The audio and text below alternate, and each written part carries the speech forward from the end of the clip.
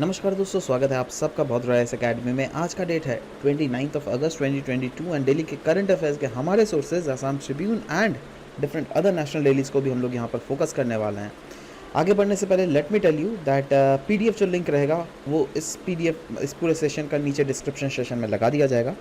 आप वहाँ से इस पूरे पीडीएफ को डायरेक्टली डाउनलोड भी कर सकते हैं। चलिए सबसे पहले यहाँ पे न्यूज़ देख लेते हैं। Puttaswamy and fading promise of right. आपको पता होना चाहिए पुट्टास्वामी केस के रिलेटेड। पुट्टास्वामी केस रिलेट करता है regarding right to privacy.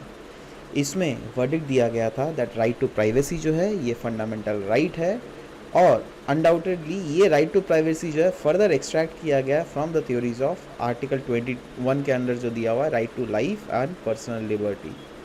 Right now undoubtedly कहा गया था इस थ्योरी में, इस वर्डिक्ट में, दैट राइट टू प्राइवेसी जो है ये हर एक इंडिविजुअल्स के इंट्रिंसिक मैटर्स को या फिर बॉडीली ऑटोनॉमी को इंश्योर करती है।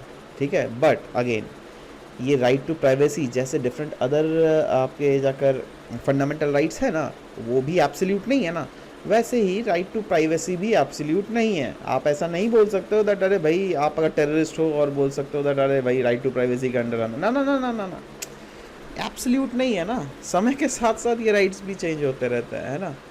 Next, getting India to net zero report. एक रिपोर्ट बेसिकली रिलीज़ किया गया था जिसमें कुछ फाइंड आउट किया गया। इनफैक्ट उस रिपोर्ट का जो सबसे मेजर फोकस पॉइंट यह था ना, वह यह था दैट 2070 तक इंडिया को 10 ट्रिलियन इन्वेस्टमेंट चाहिए।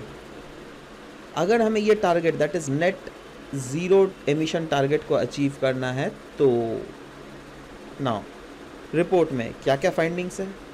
सबसे पहले फाइंडिंग में तो बोला गया, देखो, creation of million of job. कहा जा रहा है दैट अगर 2070 तक नेट ज़ीरो टारगेट हम अचीव कर ले तो अनडाउटेडली इससे हमारे देश की जीडीपी में बहुत बढ़ोतरी होगी। In fact as many as 15 millions नए जॉब्स भी क्रिएट होंगे।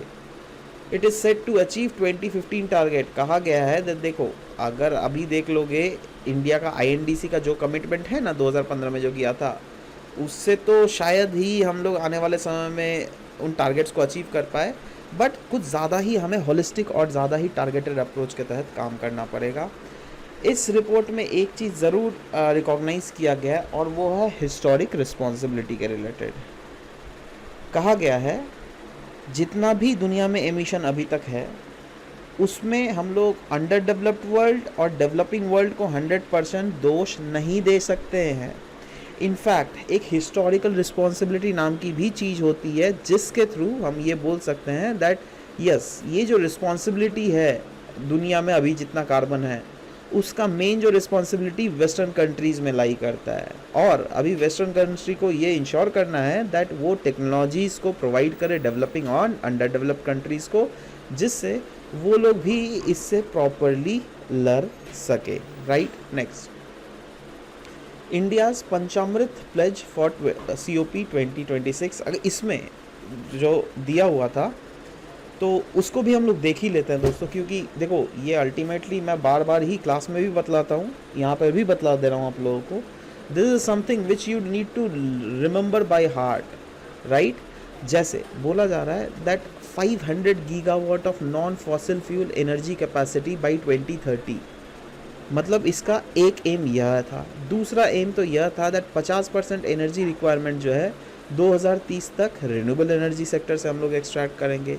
तीसरा इसका एम यह था दैट टोटल जो प्रोजेक्टेड कार्बन एमिशंस था ना वो 1 बिलियन टन से रिड्यूस की जाएगी by the year 2030।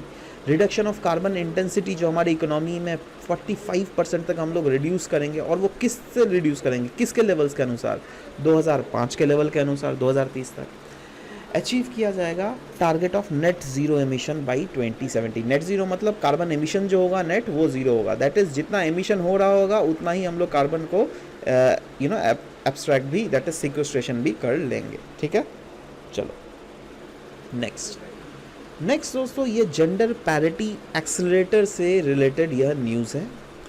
Actually global gender gap report 2022 के अनुसार बोला जा रहा है दैट अगर यह करंट रेट ऑफ चेंज होता रहा जो एग्जिस्ट कर रहा है दुनिया में जेंडर गैप में, तो और भी 150 साल के आसपास लग जाएगा दैट एक्चुअली में जब हम लोग जेंडर गैप को क्लोज कर सके। तो जेंडर गैप होता क्या है, जैसे सोचो एक लड़का या फिर एक पुरुष और एक महिला है ना, दैट इज़ एक मेल एंड एक फीमेल का एक जगह अगर कोई काम कर रही है तो पुरुष को जो है ना ज़्यादा पैसे मिलेंगे as compare to female, right. So ये जो डिफरेंसेस है ना ये पे पैरिटी में होता है, और अगर पे पैरिटी में अगर डिफरेंस हो रहा है तो कहीं ना कहीं ये तो जेंडर गैप ही ना हुआ जी, है ना। जेंडर इकोनॉमिक पे गैप देख रहे हो, वही चीज़ तो हम लोगों ने बोला है ना। तो जेंडर पैरिटी एक्सेलरेटर जो है ये रिलीज किया गया वर्ल्ड इकोनॉमिक फोरम के द्वारा, ध्यान दीजिएगा, ठीक है, जो क्या कोई भी कंट्री को इनेबल करती है दैट वो अपने इंसाइट्स और अपने एक्सपीरियंसेस को शेयर कर सकते हैं, और साथ ही साथ 3 साल का टाइमलाइन दिया जाता है कोई भी सीईओज के लिए या फिर गवर्नमेंट मिनिस्टर्स के लिए, जिससे क्या वो अपने देश में इस जेंडर गैप को क्लोज कर सकते हैं, ठीक है। ये था न्यूज़। नेक्स्ट, टीबी को रोकने के लिए आश्वासन कैंपेन के रिलेटेड एक न्यूज़ था। एक्चुअली है क्या ये, देखो सेंट्रल गवर्नमेंट ने आइडेंटिफाई किया है 75 ट्राइबल डिस्ट्रिक्ट्स, और उन 75 ट्राइबल डिस्ट्रिक्ट जो कि सेंट्रल गवर्नमेंट ने आइडेंटिफाई किया गया है उसमें टीबी के रिलेटेड इंटरवेंशंस की जाएगी, जिससे इंश्योर किया जाएगा दैट टीबी जो है कम से कम फैले। Now ministry of tribal affairs और central TB division of ministry of health and family welfare ने 75 ट्राइबल डिस्ट्रिक्ट्स में बेसिकली यह किया है, जिसके थ्रू मेक श्योर करना है दैट कैसे उस रीजन्स को टीबी फ्री किया जा सके। इसी के रिलेटेड आश्वासन कैंपेन के रिलेटेड भी आपको न्यूज़ मतलब समझना पड़ेगा यह है क्या।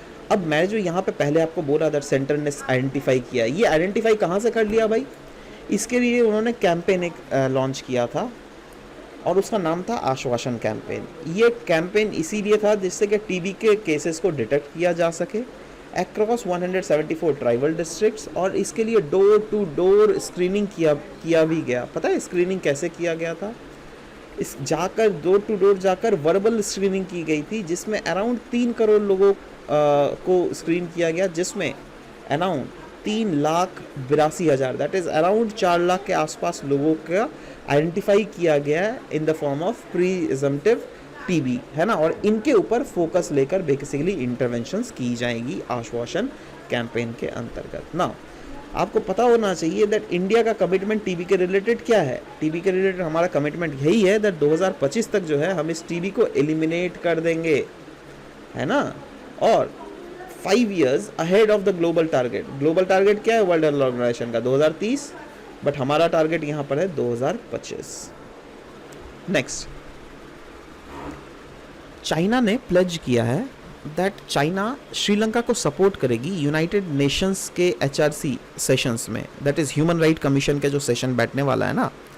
तो एक्चुअली देखो हुआ क्या है, 2022 में ही मार्च में सेशन बैठा था, और इस सेशन का नाम था कोर ग्रुप ऑन श्रीलंका, जिसमें कौन कौन कंट्रीज थे, यूनाइटेड किंगडम्स थे, यूएसए था, Canada, Germany, North Macedonia, Malawi and Montenegro.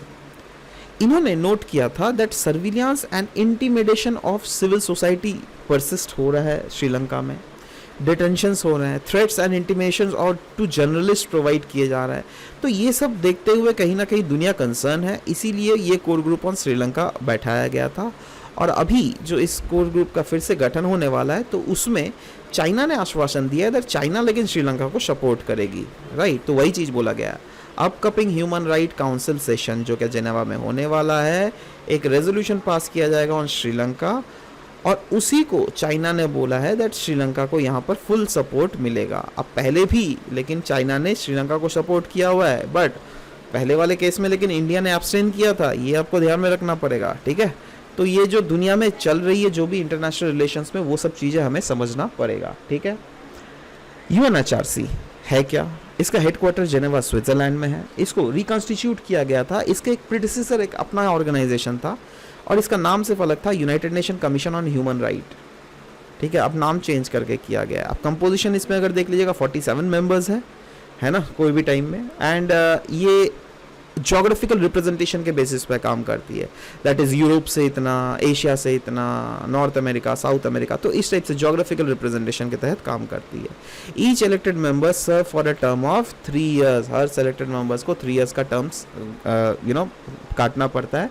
और कंट्री बेसिकली बोला गया इसमें, countries are disallowed from occupying a seat for more than 2 consecutive terms. अगर आपने एक टर्म 2 टर्म कंसेक्यूटिवली अगर उसमें सीट ज्वाइन किया ना, तो उसके बाद लेकिन आप नहीं इसको होल्ड कर सकते पोजीशन को, आपको ये सीट को छोड़ना ही पड़ेगा। UNHRC passes a non-binding resolution on human right issues through a periodic review of all 193 United Nations का मेंबर स्टेट, और इसी को तो कहा जाता है यूनिवर्सल पीरियोडिक रिव्यू।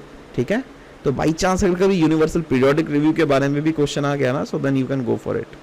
अर्थ गंगा, बहुत समय आप न्यूज़पेपर में देखिएगा अर्थ ब्रह्मपुत्र, तो अर्थ गंगा और अर्थ ब्रह्मपुत्र ऐसा कुछ अलग सा कॉन्सेप्ट नहीं है, राइट, सेम ही है। नाउ ये है क्या, ये सरकार की मॉडल है फॉर रिवर सस्टेनेबल डेवलपमेंट। अब गंगा के बारे में बोला गया तो गंगा रिवर का सस्टेनेबल डेवलपमेंट फोकस किया जाएगा यहाँ पर।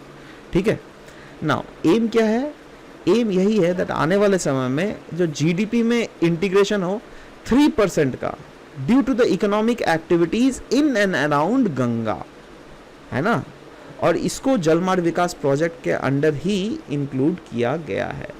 इसमें कुछ कुछ फोकस जरूर किया जाएगा, क्योंकि अर्थ गंगा बोला गया मतलब गंगा के इन एंड अराउंड जो लोग रह रहे हैं वो इसके से क्या क्या इकोनॉमिक एक्टिविटीज़ को एक्सट्रैक्ट कर सके। तो एक जैसे है जीरो बजट नेचुरल फार्मिंग के बारे में बात की जा रही है, monetization and use of sludges and waste water जो रिलीज होता है, क्यों ना उसको फिर से हम लोग रिसाइकिल करके उसको मोनेटाइज कर सके, right. Livelihood generation for opportunity by creating local hearts, increasing public participation, जिससे पब्लिक ज़्यादा से ज़्यादा पार्टिसिपेट करे तभी ना अर्थ गंगा एक्चुअली में इम्प्लीमेंट होगा, right. Cultural heritage and tourism in Ganga and surrounding, of course empower किया जाएगा लोकल एडमिनिस्ट्रेशन को, जिससे वाटर गवर्नेंस भी इससे इम्प्रूव हो सके। तो ये सब कुछ कुछ ऐसे कंपोनेंट्स हैं जो कि अर्थ गंगा के कंपोनेंट्स है, राइट। वैसे ही अगर आप देख लीजिएगा अर्थ ब्रह्मपुत्र के भी कंपोनेंट्स आप जोड़ सकते हैं, राइट। हाँ, जो चीज़ यहीं पे होगा वो चीज़ अल्टीमेटली ब्रह्मपुत्र में भी होगा, है ना, वैसे ही है। इनफैक्ट अर्थ ब्रह्मपुत्र भी एक टर्म है, लेकिन which you can use for your mains answer writing as well. कभी भी टूरिज्म के बारे में डिस्कस हो जाए ना, तो ये अर्थ गंगा, अर्थ ब्रह्मपुत्र, ये सब आप यूज कर सकते हो, है ना। ये सब क्लास में भी आप लोगों को बताई जाती होंगी। Next, national cancer grid. National cancer grid को एस्टेब्लिश किया गया था, मतलब इन्होंने एस्टेब्लिश किया था digital oncology, that is Quetta centre for digital oncology, जिसका थ्रू मेन एम यही था दैट कैसे प्रोमोट किया जा सके डिजिटल टेक्नोलॉजीज़ के यूजेजेस को और टूल्स को, जिससे इम्प्रूव किया जा सके cancer care across India. Now नए टेक्नोलॉजीज जो जो इसमें अडॉप्ट किए जाएंगे वो है telemedicine, report patient monitoring will help make care more accessible. जी हाँ, टेलीमेडिसिन आप खुद सोचो ना, इस कैंसर ग्रिड के तहत अगर प्रॉपरली टेलीमेडिसिन लोगों को प्रोवाइड किया जाएगा, तो लोगों को जो पहले सेमी अर्बन रीजन या ले लो या फिर रूरल रीजन ले लो जहाँ पे डॉक्टर्स की ज़्यादा कमी थी, राइट, तो वहाँ पे जो दवाइयाँ एक्सेस नहीं हो सकती थी, ये प्रॉपरली दवाइयाँ एक्सेस हो सकेंगी, राइट। अभी तो artificial intelligence assisted clinical decision support भी आ जाता है, तो इससे क्या होगा दैट डॉक्टर की जो एबिलिटी है ना टू प्रोवाइड बेटर केयर, वो और भी ज़्यादा इन्हांस होगी, क्योंकि सब कुछ आर्टिफिशियल इंटेलिजेंस रिलेटेड होगा। Mobile patient engagement app, of course mobile के थ्रू आराम से पेशेंट ऐप के थ्रू डायरेक्ट डॉक्टर के साथ अपॉइंटमेंट कर सकता है। Use of health care data analytics across hospitals will enable tracking and benchmarking of clinical outcomes and effectiveness of different treatment as well. तो ये सब कुछ कुछ एस्पेक्ट्स है विच आर टॉक्ड अबाउट है। Next is national cancer grid NCG, ये एक initiative है department of atomic energy and Tata memorial centre का। इसका मेन एम यही है दैट कैसे क्रिएट किया जा सके network of cancer centre, research institute और पेशेंट्स ग्रुप और चैरिटेबल इंस्टीट्यूशंस इंडिया के अक्रॉस, जिससे standards, training and various other facilities जो प्रोवाइड की जा रही है वो एक स्टैंडर्ड और सिंक्रोनाइज्ड वे में हो सके। नेक्स्ट द हिंदू का ये न्यूज़ है रिगार्डिंग विष्णुगढ़ पीपाल कोटी हाइड्रो इलेक्ट्रिक प्रोजेक्ट। नाउ देखिए ये सिचुएटेड कहाँ है, उत्तराखंड के इस रीजन में, ठीक है। इनफैक्ट अगर उत्तराखंड के इस ये हार्ट चमोली डिस्ट्रिक्ट का जो हार्ट विलेज है ना, वहाँ पर ये बेसिकली कुछ कुछ लोग वहाँ के जो इंडिजिनस लोग हैं वो इस प्रोजेक्ट के खिलाफ आवाज़ उठा रहे थे, राइट। क्योंकि वो लोग का यही कहना है दैट देखो ये थ्रेटन करता है, एक तो हिस्टोरिक टेम्पल है वहाँ पर, ऊपर से हम लोगों का बहुत जनों का लाइवलीहुड बर्बाद हो जाएगा अगर ये बन गया तो, है ना, और लोगों को एक्सेस जो मिलता है वाटर का वो भी बर्बाद हो जाएगा। तो इसीलिए प्लीज़ इसको रोको, इस प्रोजेक्ट को। और इसको किससे आग्रह किया जा रहा है पता है? वर्ल्ड बैंक के साथ, क्योंकि वर्ल्ड बैंक क्या होता है ना, कोई भी रीजन में डेवलपमेंटल प्रोजेक्ट्स को फंड करती है, तो वैसे ही वर्ल्ड बैंक ने इस प्रोजेक्ट को भी फंड किया है ना। अब वर्ल्ड बैंक उसी टाइप ऑफ प्रोजेक्ट को फंड करती है जिससे क्या ओवरऑल उस रीजन के लोगों का भला हो सके, वहाँ पे एम्प्लॉयमेंट अपॉर्चुनिटीज आ सके, राइट, वहाँ पर सस्टेनेबल वे में डेवलपमेंट हो सके इन जनरल, राइट। बट आप खुद सोचो ना, अगर यहाँ पे हिस्टोरिकल कल्चरल फैक्टर को हार्म करे, अगर वाटर की एक्सेसिबिलिटी लोगों तक घट जाए, लाइवलीहुड का प्रॉब्लम हो, तो वो कहाँ पर सस्टेनेबल हुआ भाई? वो तो अनसस्टेनेबल हो गया ना, है ना। तो इसीलिए ये Vishnugarh Pipalkoti hydro electric project बहुत ज़्यादा न्यूज़ है, ठीक है। अच्छा, इसको किस रिवर के ऊपर बनाया जा रहा है? अलकनंदा रिवर। अलकनंदा रिवर आपको पता होना चाहिए रिवर गंगा का ट्रिब्यूटरी है, राइट। इस प्रोजेक्ट के बारे में अगर थोड़ा और भी डिस्कस कर ले तो ऐसे तो बोला गया ये 2023 तक कंप्लीट हो जाएगा, और वर्ल्ड बैंक ने इसका फंड किया था, सैंक्शन किया था 2011 में ही, ठीक है। तो ये कुछ इंपॉर्टेंट न्यूज़ है which is you can go about thinking of। Next is ये असम ट्रिब्यून से ये न्यूज़ लिया गया था, ज़्यादा न्यूज़ नहीं है बट हाँ, 400th बर्थ एनिवर्सरी ऑफ बीर लचित बोरफुकन को ऑर्गेनाइज किया गया था गुवाहाटी पुलिस जी के द्वारा। अब आप खुद सोचो, जब इतने बड़े हिस्टोरिकल शख्सियत के बारे में अगर 400th बर्थ एनिवर्सरी, बहुत समय होता है ना 50th बर्थ एनिवर्सरी या फिर 100th बर्थ एनिवर्सरी या फिर 500, 200, 300, 400, 600, 700, 500, तो इस टाइप के अगर कभी भी चीज़ें आए तो मेक श्योर दैट रट्टा मार लो वो कॉन्सेप्ट। मैं आपसे यह आग्रह ज़रूर करूँगा, देखो बीर लचित बोरफुकन के रिलेटेड जितने सारे आपके हिस्टोरिकल टेक्स्ट बुक्स हैं या फिर जो भी मटेरियल हम लोग भद्रा एस अकेडमी में प्रोवाइड करवाया है, right, go through them very exhaustively. There is a very high probability of the paper directly coming from this very portion, right? So make sure to do that. Anyways, अब आ जाते हैं दोस्तों MCQs में कुछ। जैसे कल के MCQs की अगर बात करें तो पहले पूछा गया था which among the following statement about Tiwa tribe is not correct? इनको लालुंग भी कहा जाता है, इधर इंडिजिनस कम्युनिटी जो कि आसाम और मेघालय दोनों जगह में है। They are the scheduled tribes within the state of Meghalaya, no Assam not Meghalaya, ठीक है। तो दिस इज रॉन्ग, तो ऑफ कोर्स नॉट करेक्ट पूछा गया तो यस दिस इज करेक्ट, है ना, समझ गया ना। नॉट करेक्ट पूछा गया तो ये स्टेटमेंट तो अपने आप में रॉन्ग है, बट क्योंकि क्वेश्चन का डायरेक्टिव नॉट करेक्ट है तब तो ये वाला पॉइंट ही सही होगा ना, है ना, समझ गया। चलो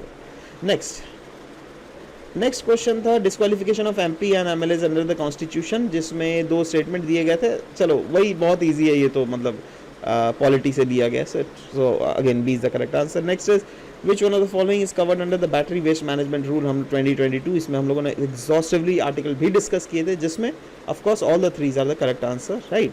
सो yes, CBD is the correct sequence. अगर देख लीजिएगा शिवानी ने CBD yes, CBD yes, CBD, very good. So I just want you guys to write the today's answer as well. ये आज वाला तो सबसे easy होगा, है ना। Recently, the Vishnugad Pipalkoti hydro electricity project was in news. It is situated at which place? Jammu Kashmir, Himachal Pradesh, Uttarakhand या फिर Arunachal Pradesh. Next, recently gender parity accelerator was in news. It is released by UNSC, that is United Nations Security Council, WTO, that is World Trade Organization, WAF, that is World Economic Forum, and UNHRC, that is United Nations human right commission. तो ये 4 आपको options दिए गए, आपको नीचे comment section में बताना है कौन सा ऑप्शन यहाँ पर सही है, right. So we'll be waiting for your answer to come up. This was all about the discussion that we had for this very session. We'll be meeting in next session. Bye. Take care and thank you guys. Thank you for listening to the whole video. Thank you very much.